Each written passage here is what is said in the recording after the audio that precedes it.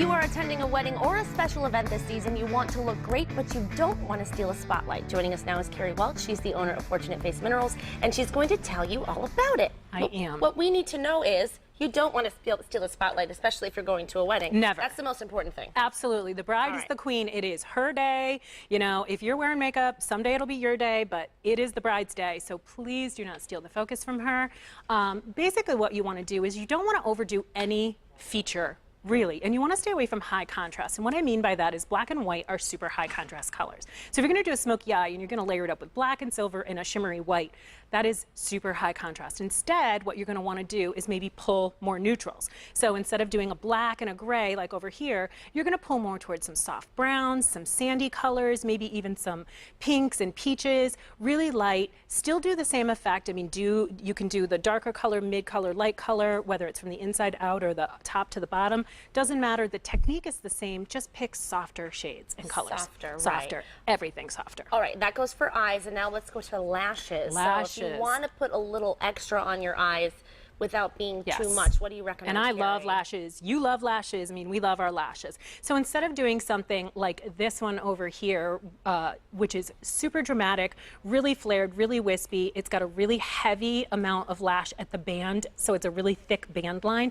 Instead of doing this, you're actually going to want to go over, and can you see the difference in the wispiness? Oh, yes. There's a separation in the band between the lashes. They're going to look a lot more natural. They're going to blend in with your own lashes much more naturally, rather than creating a nice heavy dark line, which is great for a night out, for a club. I use them in modeling shoots all the time, but this is really going to be the one that's going to be more appropriate. Still give you a natural lash, still extend them, still give you volume, but it's not going to overwhelm your eye. Absolutely, that's a good point. So keep it natural. Absolutely. Very natural. Yes. All right, now let's move on to lip. What should you choose when it comes to lip color? And again, it's just staying away from super, super bold colors. Like the color that's really popular right now, we're seeing it on the runways, it was all over Fall New York Fashion Week, is that deep wine, you know, burgundy lip. It's beautiful, it's gorgeous.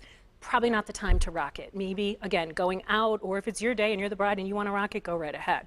Bright, super, super bright, intense reds, also probably not the best. Maybe a stain is the way to go. Okay. Something that has a little more sheer, so you're still getting the pigment, you're still getting the color, but you're not getting the opacity and you're not getting the density, and also staying away from super, super shiny. Will the stain stay on as you're drinking and eating? It can. Some can. There's some great ones. CoverGirl has a fabulous one, and you can go get it at CVS or anywhere. So, I mean, at local drugstores, and it's a great one. A lot of brides swear by, or bridal artists swear by it. Eating, drinking, the whole thing. Great. So you can enjoy yourself and not worry about your lip color. And also picking a slight. So instead of doing a bright, bright red like this, maybe go for a rosier pink. It's still got a red undertone, and we're going to do that on you, Miss Ashley. Okay. So I'm going to pull some out, and I always use the back of my hand. Kind of works with my farmer shirt here. But I won't wear this to a wedding. It really does. And one of the best ways I like to do it is I like to start in the center of the lip, and these are super pigmented glosses, and they have a good bit of shine. So I actually start in the top and the bottom, and then I like to pat it out with my fingers, because the warmth of your fingers will actually help spread it. And then when you're doing the bow of the lip, start at the peak and pull down, start at the peak and pull down and in. And look at that, you've got a perfect Cupid's bow. And you're using a lip brush. I am. I like a lip brush. If you like to work out of the bullet of your lipstick because you own it, go right ahead. Obviously, I never want to re-dip into my stuff because it always has to stay clean, clean, clean. So that way people always know I'm using clean makeup on them. Look at that. And look at that bright, pretty pink. It's still a bright, pretty pop of color. You're still getting that brightness. Your lips are still on display. And it looks beautiful. And it's natural, and it's not too bold. Exactly. All right, and just talking fashion, now we've got our face, so keep it neutral in the eyes, nothing too crazy with the lashes. Right. And keep it more of like a soft rosy color on the lips. Correct. Going to your clothing, never wear white. Ever. Ever, ever. It's literally like slapping the bride in the face. Not kidding. It is probably the biggest faux pas that you can make, is to show up at a wedding wearing white, eggshell, cream, ecru, any of those colors. It's intended to steal focus from the bride, and it's really one of the biggest wedding faux pas you can make. So let your outfit, the color be let the color of your outfit be the pop. Absolutely. And your makeup be a little more subtle. Jewel tones are amazing for weddings. You know, those blues and greens and pinks, reds even. Red is a high focus color. You know, when there's those wedding photos going on at the reception, you're going to be jumping up and down. Absolutely. Absolutely. But you'll stand out as a partier, right? You'll stand out as a person having an amazing time at their wedding, which which is what everybody wants. Exactly, Carrie. Well, thank you so much for giving us these tips, and we can get even more tips answered later on in the show from our viewers. And if you have a makeup question at home, if you want Carrie to answer it, give us a call at 413-377-2001. Welcome back to Mass Appeal. We're back with makeup artist Carrie Welch. She's the owner of Fortunate Face Minerals, and she's here to answer your makeup questions live on the air. And feel free to give us a call, 413-377-2001, with any questions you may have. We might be able to answer it live. Hey. So now we have SUELLYN on the phone. Hello, SUELLYN. Hi, Ashley. Hi, Carrie. Hi. How are you? Good. What's your question, SUELLYN? Well, Carrie, I have rosacea on my nose and on my cheeks. I was wondering what I could use for that. That's a great question. A lot of people have rosacea, and most people know it's when you have the broken blood vessels, and you can often see the capillaries under the skin. They get very red, and you might also have some residual redness permeating around the area as well. Really what you want to do is you want to find something yellow based. And I know the rule of thumb tends to be a green corrector for redness because it is opposite on the color wheel, and that's typically the best way to countercolor something. However, green on skin tone, because don't forget we still have blue in our skin for veins and blood in our arteries, so we have red, and we also have yellow, which is our pigment cells. So when you're putting green over that, it goes ashy very fast on the skin. So I recommend a yellow because yellow is actually natural in our skin, and yellow will also work very well to counteract redness in the skin. So you want to find a good, creamy, opaque yellow concealer, and you want to dab it very, very lightly over the surface, and it should actually counter that red. And then you can even go over it with your foundation to then bring everything to a perfectly clean canvas, and then finish the rest of your makeup. All right. Could I go to Macy's to see if somebody could help me up there? Absolutely. Macy's, there's some really good ones. I love the Lancome. I actually do like the higher end product lines. They just tend to do what they say. So like a Lancome is amazing. You can also go to Sephora. I love Laura Geller's products that are there as well. Sephora is a good one as well. But find somebody, and here's my rule of thumb. If you're going to go to somebody at a counter or at a store, look at somebody whose makeup you like. When you look at them, you like their makeup, that's the person to ask. And I say that for everybody. If you want somebody, you want good brows, find somebody whose brows you think are amazing and say, who do you go to? Because I'm going to go to that person. So always look for somebody to teach you who you actually admire how they look. Oh, great, because I just wrote that down. So thank you very much. You're welcome, SUELLYN. Thank you for calling in, SUELLYN. Have a wonderful week. You too. And tell Seth I said hi. And, hey, you know what? Seth says hi to you, too. And thank you for watching Mass Appeal. You're welcome. Bye, SUELLYN. Thanks, Carrie. So we've got another question from Facebook. Emily says, my skin gets very dry in the fall and winter, and my makeup looks dry. What should I do? That's an excellent question, and it's very pertinent because we're coming into the cold season where skin is going to get more dry. A lot of times you do have to change your makeup routine based on the seasons.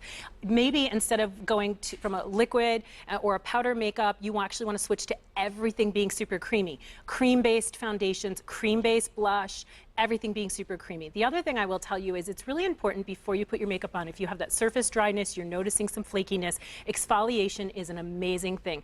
Manual exfoliation, so everyone knows about the scrubs that you can do. For some people that's a little harsh, so you do want to look for ones that are more gentle on the skin, but also alpha hydroxy acids and beta hydroxy acids are amazing, and they're a little bit more a gentle of appeal. Look for something within a 5 to 15%, and they go all the way up to 30%, but 30% is a medical grade usage, so that's really never going to be found commercially. So something within a 5 to 10% is usually tolerable by most people, and then it's also going to help your makeup go on more smoothly as well. Great, thank you. Oh, I was waiting for the caller. I forgot that was a Facebook question. I'm like, oh, thank you, Emily. Wonderful, Emily. I hope that she was watching and got her question answered. That was great, Carrie. Me too. Thank you so much. And of course, with the colder weather, you want to keep your skin nice and hydrated. Moisturize, and inside out, drink that water. Water. 2468. Everybody hydrate. That's what I said. All right, we've got someone on the phone. Susie? Yes. Hi, Susie. How are you? I'm good, Ashley. How are you? Good, thanks. Thanks for watching. You have a question for Carrie? Yes, I do. When you prime your eyelid and then put your eyeshadow on and then put on a waterproof pencil eyeliner. Yes. In like a couple seconds, once like my eye is closed, in the corner of, your left corner of the eyes, it's like a residual from the liner. Gotcha. Is it, you mean, is it like starting to creep or spread and it's not actually staying in place? It's like a residual in the corner that you'd have to blot that with a tissue. Okay. And you said it's the liner. It's not like anything else you're putting on before. Like Correct. it's not a piece of the primer that's not been blended in yet, correct? Correct. Okay. All right. One of two things, without seeing it, one of two things is probably happening. Either the primer, or three. The primer is either too creamy for you, so it's not giving a dryness enough, so it's not grabbing. And that's what happens with a lot of cream-based primers. Is you're adding a cream, which is why your eyelids get oily, which is why your product moves anyway. So you really need to make sure that it's dry and that when it goes on, it doesn't feel like it's a moisturizer on the skin. You don't want any oiliness or tackiness or anything like that. One of the things you can do is after you put the primer on, go over with a light dusting of a setting powder, and that might stop it. The other thing is the waterproof. The chemicals that are in the liner to make it waterproof are actually reacting to whatever else you're putting on there. Or it could be super grabbing, meaning it's such a good primer that it's actually grabbing on, and you need to maybe go a little bit lighter with the liner. I'm assuming it's a liquid liner. No, this is like it's a pencil. I don't know if you can say on the air, it's like the 16-hour infallible L'Oreal one. Okay. What you want to do, and this, instead of taking the liner and pulling the lid taut and drawing a line, go in and instead, I want you to connect the dots. You're going to go in and you're going to go dot, dot, dot, dot, dot, pushing it between the lash line, and that's going to help you not put on so much, you know, a thicker line, which could then be gravitating into the corner, but it's also going to help keep it smoother. And and you don't have to worry about making a perfect line either, which everyone always is like, I need to make that line perfect. Yeah, connect the dots. It's actually easier. Especially when you don't get a lot of sleep. Exactly. Thank you so much for calling in, Susie. Thank you, dear. Thank you. We enjoy the show. Thank you, hon. Thanks for watching. Bye-bye. Appreciate it. And thank you, Carrie, for all of your you're expert tips. It's always great to have you here. And we'll be talking to you with the Style Squad a little later on the show. Ahead on Mass Field,